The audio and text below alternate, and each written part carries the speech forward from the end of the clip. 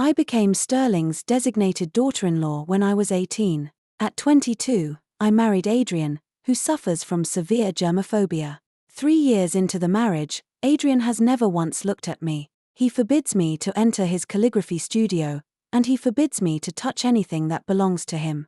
Then that girl appeared. Her name is Luna, a classical dance teacher. Adrian will break his own rules to let an outsider into the studio for her, will personally grind ink for her, will even take the initiative to hold her ink-stained hand. I know Adrian has someone in his heart. So I went to the old Sterling patriarch and told him I want a divorce. Before we continue, please subscribe to this channel and tell us in the comments where you're listening from. My name is Sophia. I'm 25 this year. For as long as I can remember, I've known I was different from other kids. My mother was a seamstress, very skilled, but in poor health. She always said that once she saved enough money she'd take me to the capital to see a doctor.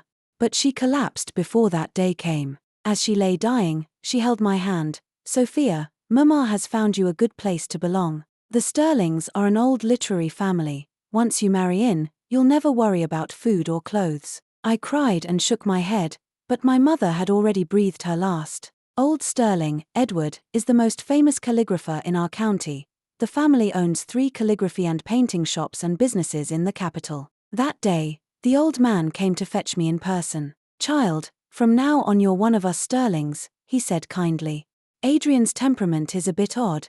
Bear with him. Adrian is 3 years older than I. He is very good looking, like an exiled immortal stepping out of an ancient scroll. The first time I saw him, he was practicing calligraphy in the courtyard. White cotton robe, hair tied up, he was wielding his brush with total concentration. I stood a long way off and watched, not daring to approach. Later the old man called me over to be introduced. Adrian lifted his eyes and gave me a glance. That gaze was as cold as frost. Don't come disturb me while I'm writing from now on, he said, laying down his calligraphy brush and turning away. Old Sterling was embarrassed. Sophia, Adrian has been like this since childhood, don't take it to heart. I nodded, but inside I already understood. Adrian doesn't like me, but I had no choice. My mother had already accepted the Sterling bride price. That money was enough for her treatment.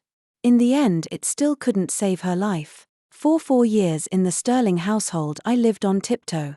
Adrian's severe germophobia and OCD mean he will not let anyone touch his things. His bedroom, his study, the studio, I'm forbidden to enter any of them. Even at meals he uses special utensils and sits in a fixed place. If someone accidentally brushes him, he rushes off to wash his hands, sometimes over and over. Old Sterling calls it an illness and asks me to understand. I do understand, and I'm willing to cooperate. But understanding doesn't mean I don't feel wronged. On our wedding night Adrian moved straight into the guest room. Don't even think about coming near my bed, he said coldly.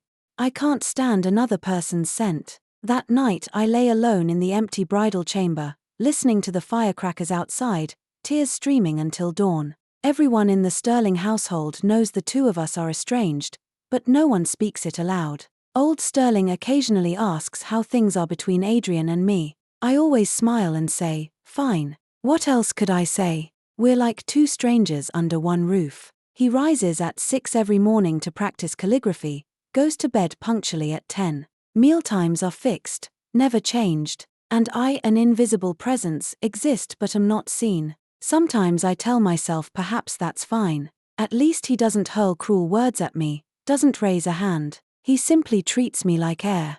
But a person can suffocate when reduced to air for too long. When Luna appeared I discovered that Adrian can actually laugh. That day I was helping in the shop when I saw a girl in Hanfu choosing brushes. She was beautiful, like a fairy from an ancient painting. Owner, what kind of hair is this brush made from? Her voice was sweet. Just as I stepped forward to explain, Adrian came out from the back. That's Huzhou goat hair. The tip is soft, suited for small regular script. His tone was unexpectedly gentle. I froze. Was this the Adrian I knew? The girl batted her eyes. How about this one? That's purple rabbit hair, springy, good for running script, Adrian explained patiently. What characters do you want to write? I'm a dance teacher, and I'd like to learn calligraphy, she said, blooming into a smile. My name is Luna. Adrian actually smiled too. I'm Adrian. At that instant it felt as if something slammed into my heart. So he can smile. So he can be tender. Just never with me. From then on, Luna came often to the shop. She said she wanted to learn calligraphy, so Adrian volunteered to be her teacher. Sometimes when I arrived, I'd see them sitting side by side while he guided her hand. The man with severe germophobia didn't mind physical contact with her. Adrian, am I writing it right? Luna always spoke in that coquettish tone.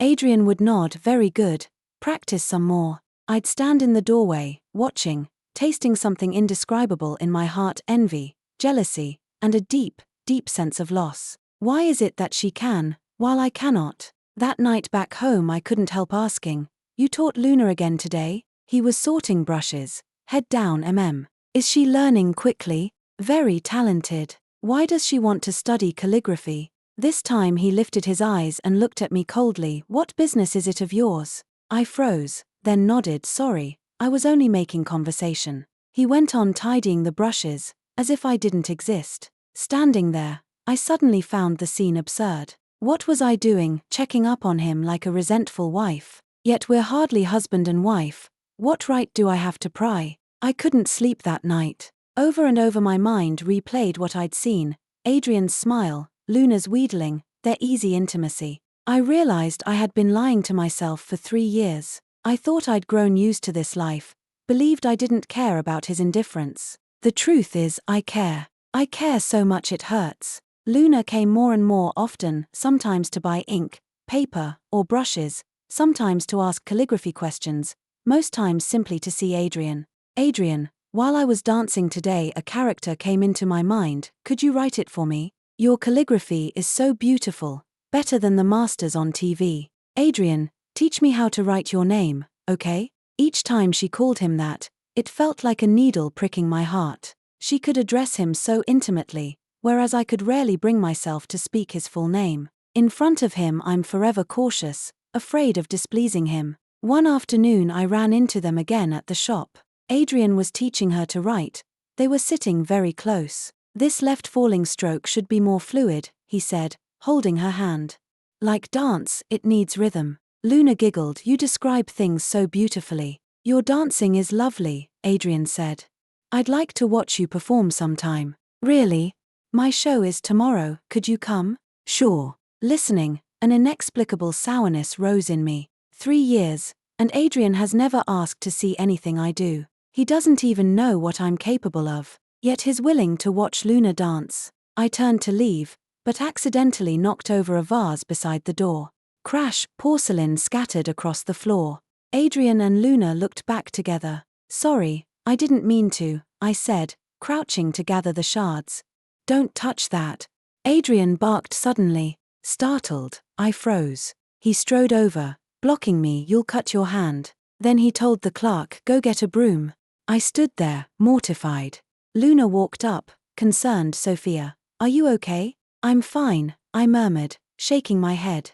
You're Adrian's wife, aren't you? She asked sweetly. I've wanted to meet you. Adrian, still sweeping, paused at her words. Yes, I'm Sophia, I managed a smile. Jordan is so pretty, no wonder Adrian likes you so much. I blinked and glanced instinctively at him. Head lowered, he stayed silent.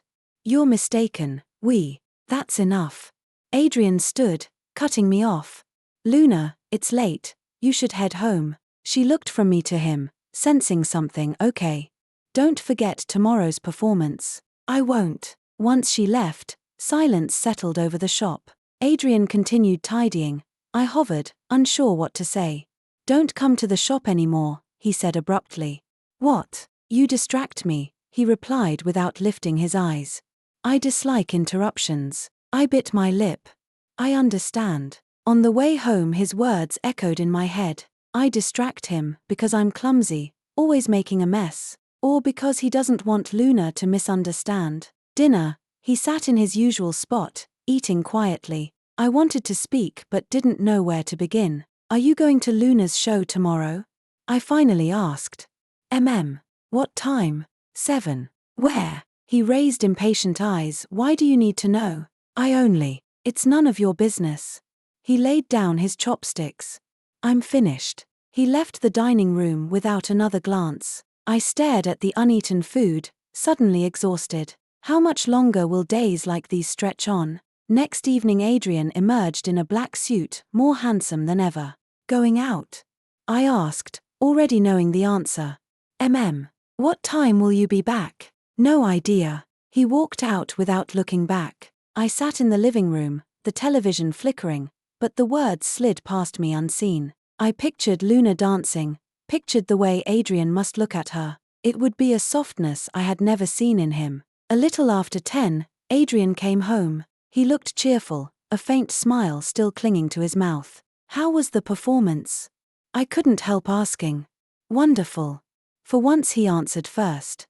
She was beautiful out there. I'm glad. I wanted to say more, but the smile on his face stole every word. That was an expression I had never coaxed out of him. So he could glow because of someone else. Just not me. That night I dreamed. In the dream I was a dancer too, draped in flowing silk hanfu, twirling before Adrian. He watched me, eyes dazzled, brimming with love. Sophia, you were exquisite, he said. When I woke, my pillow was wet. I touched my face and found tears. Pathetic, even in sleep I had to turn into somebody else to earn one smile from him. From then on, Luna came almost every day. Sometimes for a calligraphy lesson, sometimes simply to talk with Adrian. She always arrived in gorgeous hanfu, a living portrait of a classic beauty. I stayed in my plain clothes, doing chores in the background. Even Edward seemed taken with her. That girl has spark, no wonder Adrian enjoys her company, he told me privately.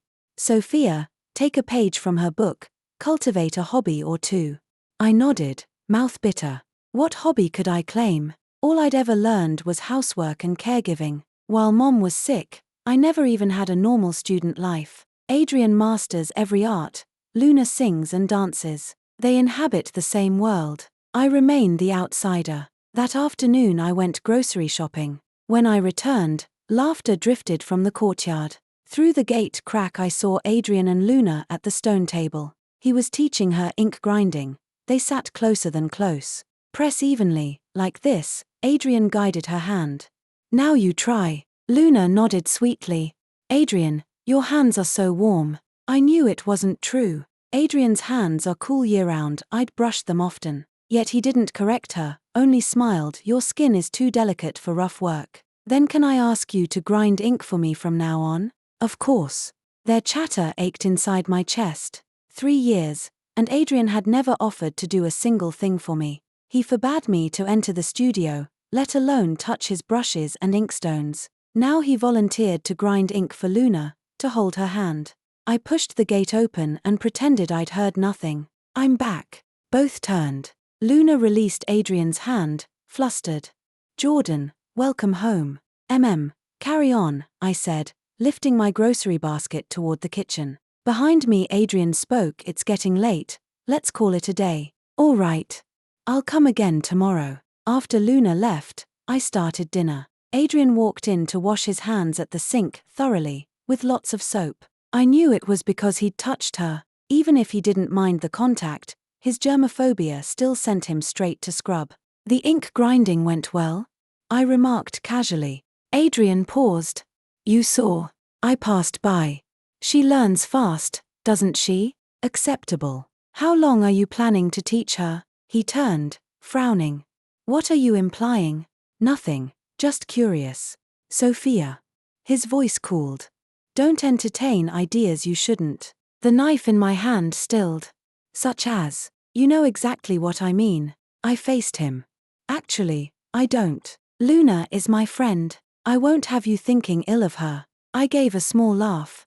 What do you imagine I might do? I'm warning you, don't sink to something I'd despise. The words stabbed deep. You already despise me. How much lower could I fall? He blinked, apparently startled. Forget it. I know my place, I murmured, turning back to the chopping board. I won't disturb you too. He lingered in silence, then left. Supper was quiet. Adrian didn't speak, and I didn't bother. Tomorrow Luna wants to see my calligraphy collection, he said suddenly. I looked up. Oh, I'll take her to the studio. Sure. You. He hesitated. Don't be at home tomorrow. My chopsticks almost slipped. Pardon? I mean, stay away for the day. Visit a friend. Go anywhere. I stared, feeling something slam into my chest. Why? I don't want her to feel awkward. Awkward because of me. Just, do as I say. I set my chopsticks down.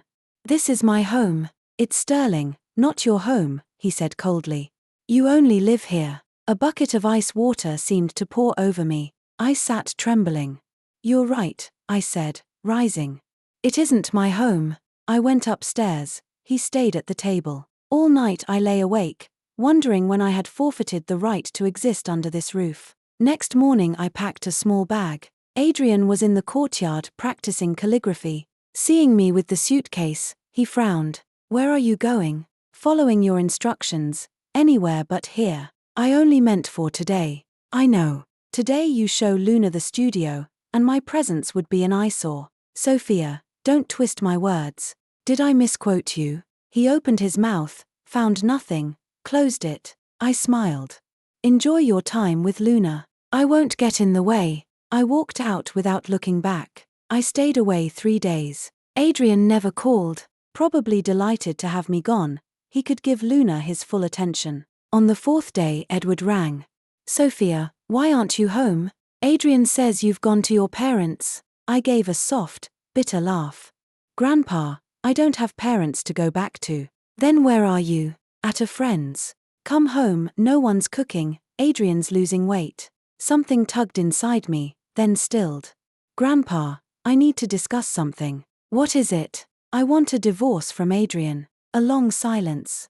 Don't talk nonsense. Things are fine, why divorce? We don't suit each other. In what way? Has he mistreated you? I didn't know how to answer. Mistreat me? Not really. He never hit me, never cursed. He simply didn't love me, that was all. Grandpa, you know there's no feeling between us. Feelings grow. You're both young, give it time. I'm tired, I whispered. I can't keep going. Don't be rash. Come back. Let's talk face to face. After he hung up, I sat in the rented room watching the sunset. 3 years I had waited for Adrian to see me, to let me in. Now I understood. Some people are never meant to be yours. No amount of effort changes that. Next day I returned to Sterling. The yard was quiet. Adrian was out. Edward waited in the living room. Grandpa. Sit, child. He patted the sofa. Let's talk. Saturday. He studied me. You've lost weight. Not eating properly, eh? I'm all right. Sophia, do you truly want to divorce Adrian? I nodded. I've thought it through, we're wrong for each other. Why? Has he done something unforgivable? I shook my head. It's me. I'm not good enough for him. Someone so outstanding deserves better. Rubbish, Edward snapped. Where do you fall short? Grandpa, we both know Adrian has never accepted me. His heart belongs to someone else. Edward hesitated. You mean Luna? I nodded. You're imagining things. Adrian sees her as a friend. But the way he treats her and me night and day, that's because you're his wife, he doesn't know how to act around you. After 3 years he still needs lessons. Edward sighed. He's always been emotionally clumsy. Not clumsy, indifferent toward me. Sophia. I've decided, I said, standing. I'll speak with Adrian. Edward started to object, then waved me off. Go, then. That evening Adrian returned. Seeing me, he paused. You're back. Where were you these days? A friend's, I said. He gave a small nod and didn't ask anything else. At dinner we didn't speak a word. After the dishes were cleared, I took the initiative. Adrian, I need to talk to you. He lifted his eyes. What is it? I want a divorce. Adrian froze. The chopsticks slipped from his fingers and clattered onto the table. What did you say? I said I want a divorce. I repeated it slowly. Why? We're not right for each other. Where aren't we right? I looked at him and felt a sudden pang. 3 years of marriage, and he was asking me where we didn't fit. Adrian, do we even feel like husband and wife to you? He said nothing. You've never really looked at me, never said a single tender word. I went on. We sleep in separate rooms, you even forbid me to touch your things. And now there's someone you do like. I held his gaze. If that's so, why not set each other free? Who exactly is this person you think I like? Luna. Adrian's brows drew together. You're imagining things. We're only friends. Friends? I laughed. Do you let friends into the studio? Do you break your rules for friends? That's because. Because what? Because she understands your art, because you speak the same language? I stood. Adrian, I don't blame you, really. Sophia. Let's just divorce. I looked at him. Give us both a release. Adrian sat there, silent for a long time. At last he said quietly, I don't agree. Why not? I asked. Adrian kept his head down. Only after a long stretch did he answer, we're married. Only on paper. Paper still counts. He raised his eyes. I won't divorce. But you don't love me. Love isn't a requirement, he said. We can go on living exactly like this. I was stunned. I hadn't expected that. Like this. I found it almost absurd. Courteous strangers under one roof, each in our own orbit. What's wrong with that? Then what about Luna? What are you going to do? She's her, you're you. Adrian stood. I won't divorce. The subject is closed. He walked back to his room, leaving me alone in the dining room. I couldn't understand if he didn't love me, why refuse to let go? Was it face-saving? Or had he simply grown used to the life we had? Next day, Luna came again. I was prepping lunch in the kitchen when her silver bell laugh drifted in from the yard. Adrian, I practiced for hours after I left yesterday. Look, is this stroke better? You've improved. Adrian's voice was gentle. The structure of this character is much stronger. Really? Then next time I'll show you an even prettier one, okay? Okay. Through the window I saw them at the stone table, Luna in pink hanfu, Adrian guiding her brush. Sunlight pooled over them. The scene looked like a painting. I felt like an intruder, so I turned back to the stove. Jordan. Luna's voice came from behind me. I turned. She stood in the kitchen doorway. Luna, what are you doing in here? I thought I'd help cook. Her smile was sweet. I always eat your food. I feel bad never lifting a finger. No need, you're a guest. Don't say that. She stepped inside. I can't handle anything fancy, but simple dishes are fine. I looked at her, not sure what to say. Jordan, do you dislike me? She asked abruptly. No, you're imagining it. Then why do you always slip away when I come? She tilted her head. Every visit, you vanish soon after I arrive. I'm not avoiding you. You are. Luna moved closer. Jordan, maybe you've got the wrong idea, but Adrian and I are really just friends. I blinked. I haven't misunderstood. Truly. She fluttered her lashes. Then why do you look unhappy? I am happy. But you don't look it. Luna sighed. Am I causing trouble between you? Not at all. That's good. She exhaled. Actually, I've always envied you, Jordan. Envy me for what? For having a husband like Adrian. He's so brilliant, so gentle, you must be so happy. I gave a brittle smile. Yes, very happy. I knew it. Luna's grin widened. Adrian seems like the kind of man who'd dote on his wife. I didn't answer. I just kept cooking. Inside I was thinking, if Adrian really doted on me, we wouldn't be where we are. At lunch Adrian unexpectedly asked Luna to stay. Jordan's cooking is delicious, Luna praised. Adrian, you're so lucky. Adrian nodded. She cooks well. It might have been the first time he'd complimented me in front of someone. I should have felt pleased. But I didn't, because he was praising my skill, not me. Jordan, what else can you make? Luna asked. A bit of everything. So talented. Luna turned to Adrian. Adrian, what's your favorite dish that Jordan makes? Adrian hesitated, as though he'd never considered it. They're all fine, he answered awkwardly. Luna didn't notice. I'll learn to cook too, so I can take care of myself. You don't need to, Adrian said. Just focus on your dance. Why? Because housework isn't your strength. He glanced at me. Some people are simply born for it. There was no malice, yet the words stung. Yes, I was born to cook and clean, to look after others. So I could drop every hobby for Adrian, orbit around him day after day. Luna was different. She had her own pursuits, her own dreams. She didn't have to change for anyone. After the meal, Luna insisted on helping clear the table. "Jordan, how did you and Adrian meet?" she asked while rinsing dishes.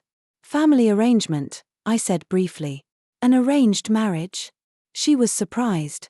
"You never dated before?" "No. And now? How do you get along?" I looked at her, unsure how to respond. "Fine," I lied in the end. "I thought so."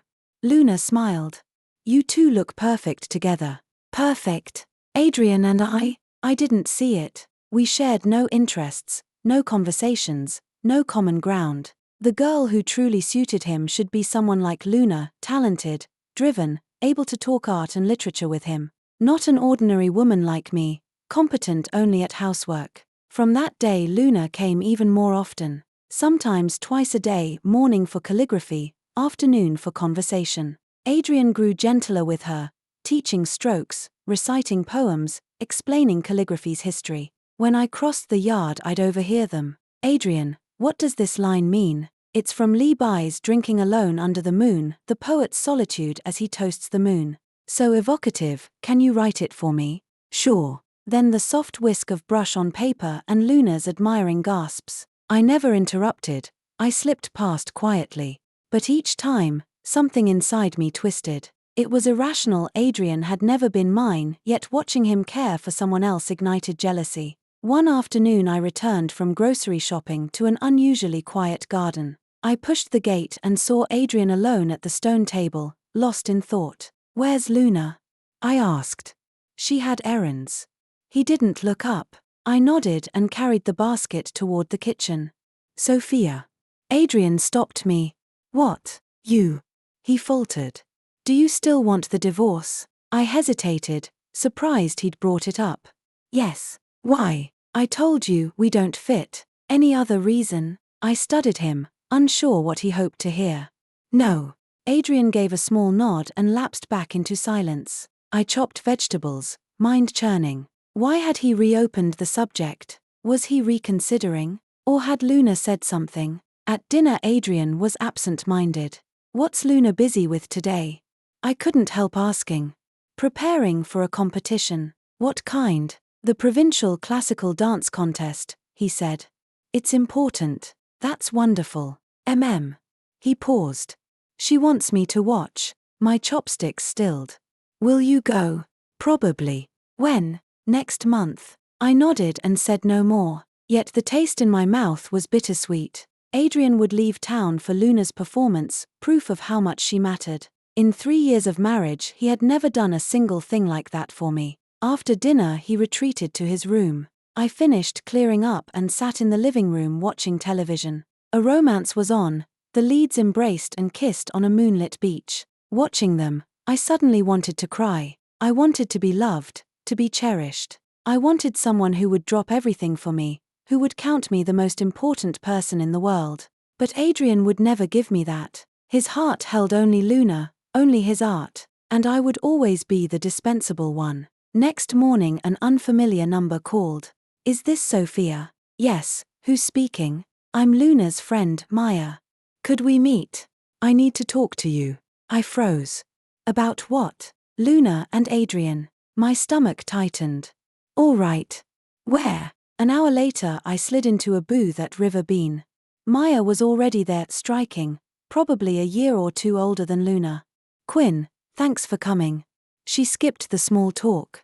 "I have to speak to you about Luna." "I'm listening." "Luna, she's in love with your husband." I'd known, yet hearing it aloud felt like a slap. "I know," I said quietly. "You know?" Maya's eyes widened. "And you're not angry?" "Would anger change anything?" She blinked, clearly thrown. "Quinn, you honestly don't care?" "What good would caring do?" I gave a brittle laugh. "Can I police who someone loves?" "But she's wrecking your marriage." "Our marriage was cracked long before she stepped on it." I held Maya's gaze. "Why are you telling me this?" Maya exhaled. "Luna's always been sheltered. She doesn't know how to turn kindness down, but she's not vicious. I don't blame her. Still, she's in over her head. She thinks Adrian returns her feelings, so, So after tomorrow's competition she plans to confess. My breath stuck. She's going to tell him? Maya nodded. She's convinced his gentleness equals love. My mind emptied. If Luna declared herself, would Adrian recoil or reach back? Quinn, please stop her, Maya pleaded. Whatever Adrian feels, a public confession isn't fair to anyone. I can't stop her, I said, standing. Love isn't a crime, but maybe clarity is exactly what we need. Maya studied me, pity pooling in her eyes. You're stronger than I'll ever be. I smiled thinly. Not strong, just tired of pretending. Back at Sterling, Maya's words circled like moths. Luna is going to tell him. If he said yes, our farce was finished. If he said no, Luna would vanish and we'd resume our frozen routine. Neither ending promised warmth, but perhaps any ending was mercy. The competition loomed. Luna dropped by daily to practice calligraphy, a scroll she would gift Adrian. Adrian's coached me so patiently. I want the perfect piece to thank him, she chirped. Adrian glowed under the praise and hovered even closer. Walking through the garden I'd see them shoulder to shoulder, his hand guiding hers across the paper. The man who forbids me to touch his brushes didn't flinch when ink splattered his cuff, he only laughed. If I'd done that, he would have stormed off to change. The day before the contest she arrived at dawn. Jordan, I want to cook Adrian a thank you dinner myself, she bubbled. May I use the kitchen? I blinked. You cook. A little, she admitted. Could you teach me? Soon we were side by side at the island. Keep the flame medium or the garlic burns. Season gradually, taste as you go. Sear first, then braise. She clapped flour off her hands. You're amazing. No wonder Adrian likes you. He doesn't like anyone, I corrected. But you're married. Marriage and love aren't synonyms. She fell silent, then whispered, Jordan, do you love Adrian? The question winded me. Did I? Once. Maybe an adolescent crush on the prince of calligraphy. 3 years of frosty politeness had scraped that fairytale away. What remained was routine, his schedules, his rituals, his absence. I don't know, I answered honestly. Luna's gaze softened. That's so sad. I shrugged. Life, not a romance novel. But every woman deserves to be loved, she insisted. And are you happy? Color flooded her cheeks. You love him, don't you? A small nod. What will you do? Am I terrible? She whispered, tears trembling. I've fallen for someone else's husband. I studied her, guileless, radiant, and felt neither anger nor contempt, only a hollow ache. Does Adrian's silence sound like yes to you? I asked. His kind, she murmured. Kindness must mean something. I had no answer. Perhaps the answer no longer concerned me. By 6 the table was set. The dishes looked rustic but tasted decent. Adrian sampled, then surprised us both really good. Luna beamed. Honestly, I was terrified. For a first attempt, impressive, he said, high praise from a man who rarely praises. I lingered at the edge of their laughter. Promise you'll come tomorrow, Luna begged. I'll be there, Adrian assured. I'll dance my best so you won't be embarrassed. You could never embarrass me. Watching them, I felt like background scenery in someone else's musical. Maybe the curtain was falling on my role. After dinner Luna insisted on dishes. Adrian walked her to the gate. Sunset painted them gold, a perfect tableau of new love. I turned away, stomach sour. When he returned I was folding napkins in the living room dusk. What time tomorrow? I asked. Performance starts at 2.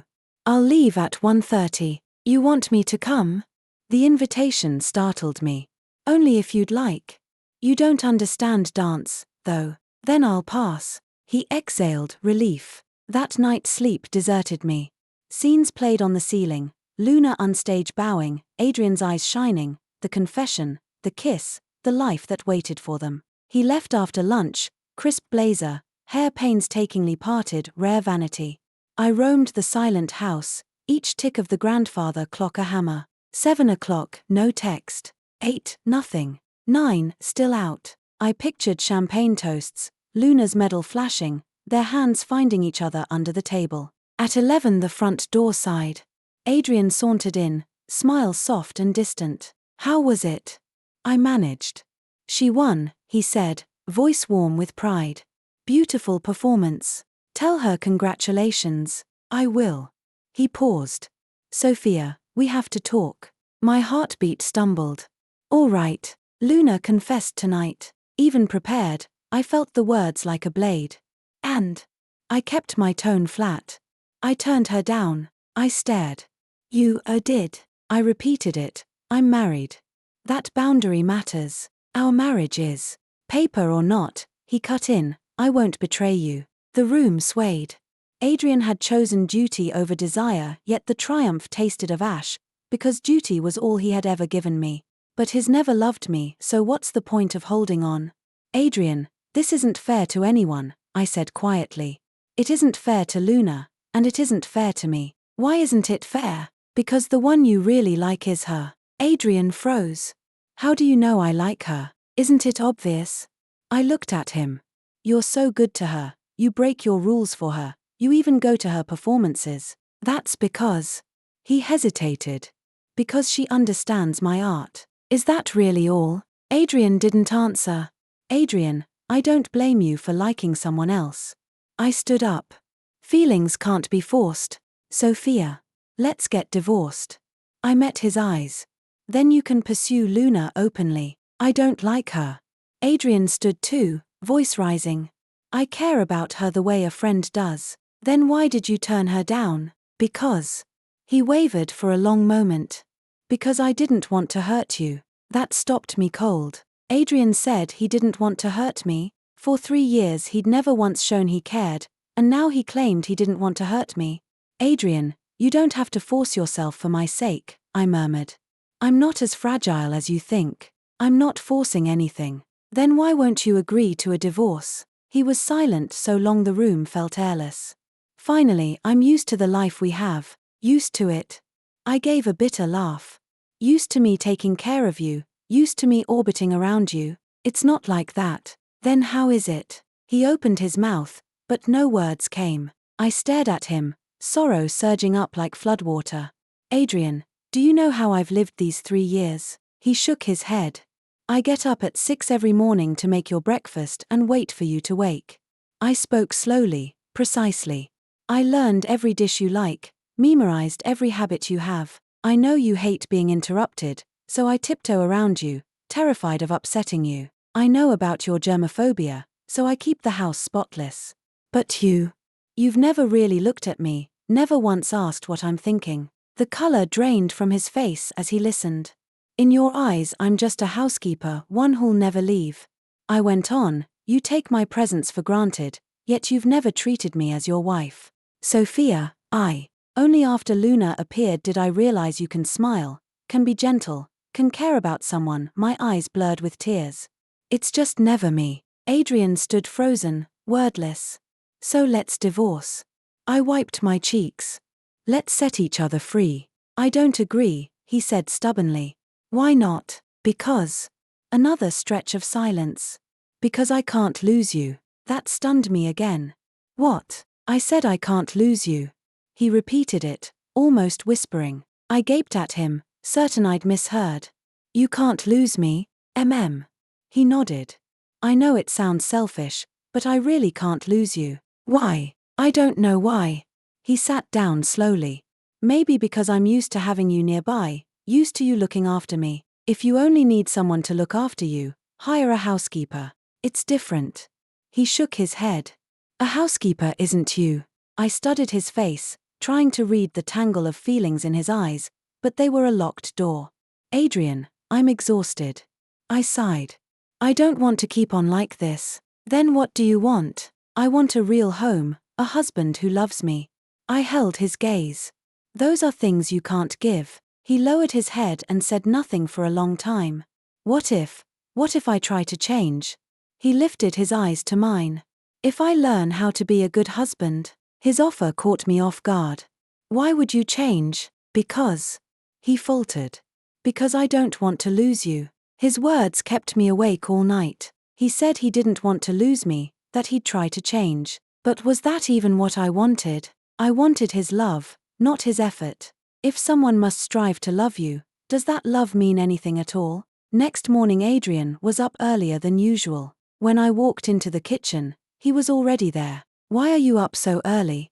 I asked. "I wanted to make you breakfast." He hovered awkwardly at the stove. "But I'm not very good at it." Watching him fumble, I felt an ache. He was trying, exactly as he'd promised, yet the effort only made my heart heavier. "Let me." I stepped forward to take the spatula. "No, I can manage." He insisted. "The eggs are burning." He glanced at the blackened armlet and set the spatula down, defeated.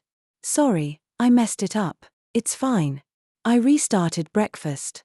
"You don't have to force yourself." "I'm not forcing anything." He stayed at my side. "I just want to do something for you." "Why?" "Because, for 3 years you've taken care of me." He said, "I want to repay you." "Repay?" A bitter smile tugged at my lips. He saw my devotion as a debt that could be settled with favors, proof that he felt nothing genuine for me. While we ate, he kept watching me. "What would you like to do today?" he asked, trying to sound light. "The same as always." "Want to go out for a walk?" I lifted my eyes. "I thought you hated leaving the house." "I can try if you want to." I shook my head. "No need." Disappointment flickered across his face. That afternoon Luna arrived. She looked WAN, eyes rimmed red. "Is Adrian home?" she asked me. "In the study." "May I see him?" I nodded and went to fetch him. "Luna's here," I said from the doorway. He blinked. "What does she want?" "I don't know." "She asked to speak with you." After a moment's hesitation, he followed me out. I didn't leave. I stood in the living room and listened. "Adrian, I came to apologize for yesterday," Luna said, voice trembling. I was too impulsive. "No need to apologize," he replied. "You did nothing wrong. But I've disrupted your lives." She glanced at me. "Jordan, I'm sorry." "You haven't disrupted anything," I said. "I've decided to leave Riverdale," she announced suddenly. "Move away for work." Adrian stared. "Why?" "I don't want to cause you any more trouble." Her smile was forced. "And there are better opportunities elsewhere. You don't have to because of yesterday." "It's not because of that." She cut him off. "I've been planning this for a while." I knew she was lying. Her swollen eyes told the real story. "When do you leave?" Adrian asked. "Next week." "That soon?" "Sooner is better." She managed another brittle smile. "Thank you for teaching me calligraphy, Adrian." "You're welcome. I'll go, then." She turned, paused, and added, "Jordan, cherish Adrian, okay?" With that she hurried out. Adrian stood watching her go, expression unreadable. "You're going to miss her?" I asked. "A little," he admitted. "We spent so much time together." "Do you regret turning her away?" Long silence. "I don't know." That answer stabbed me like a thorn. He didn't know, meaning he was torn. Meaning Luna lived in his heart. "Then why aren't you chasing her?" I pressed. "She's leaving. If you love her, don't let her walk away." "What are you waiting for?" I went on. "Because of me. Because of this meaningless marriage." "This marriage isn't meaningless," he said. "What meaning does it have?" He opened his mouth, but nothing came. Seeing him like that, the truth struck me. He clung to the marriage not for love, but from fear of change, fear of the unknown. With me, he was safe. I wouldn't leave, wouldn't hurt him, wouldn't disappoint him. Luna was risk incarnate. With her, everything was uncertain. So he chose the safe road. "Adrian, you're a coward," I said, voice shaking with disappointment. "What?" "You're afraid to reach for what you really want, so you hide in your comfort zone." I stared at him.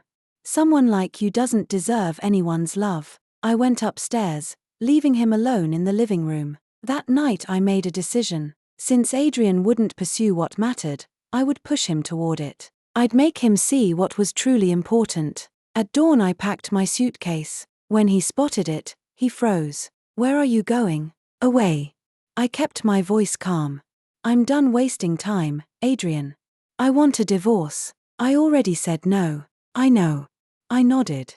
"So I'll file first." "Sophia, don't do this." Panic crept into his tone. "Let's talk." "There's nothing left to say." I lifted the suitcase. Go after the life you want, stop running from it. I'm not running. No. I paused at the door. Then dare to go to Luna. Dare to tell her what's in your heart. Adrian fell silent. See? You won't even admit it. I gave a soft laugh. If that's not cowardice, what is? I walked out, this time without looking back.